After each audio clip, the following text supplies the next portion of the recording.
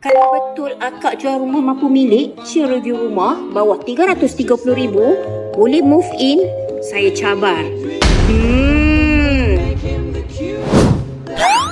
Jangan cabar, ni Oriental tau. Kita ada teres 1 tingkat dekat fasa 6 Bandar Permata Lunas. Dengan kawasan tanah 1,260 dan binaan 840 square feet. Untuk kaposh boleh masuk 2 biji kereta. Jom kita review rumah. Hampa tengok ruang tamu dia cukup luas. Boleh buat lari main bola. Dia ada 3 bilik tidur, 2 bilik ayak tau. Jom kita tour.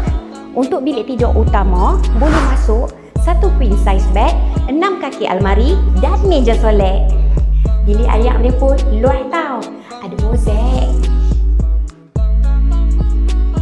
Hampa tengok tinggi ni sini. Boleh buat luteng. Hampa, ni bilik tidur ketiga. Double decker, single bed atau queen size bed boleh masuk tau. Ada tingkap. Ruang dapur, boleh mencuci, boleh memasak. Toilet kat luar pun okey. Harga serendah RM338,000. Lokasi strategik, berdekatan dengan BKE Highway. Rumah dah siap. Nak duduk boleh, nak invest boleh, nak buat apa pun boleh.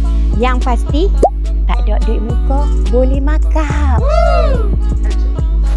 Tak banyak dah hampa. Tingkat 40 unit saja, limited sangat. Siapa cepat, dia dapat. Kami bantu sampai dapat rumah sendiri.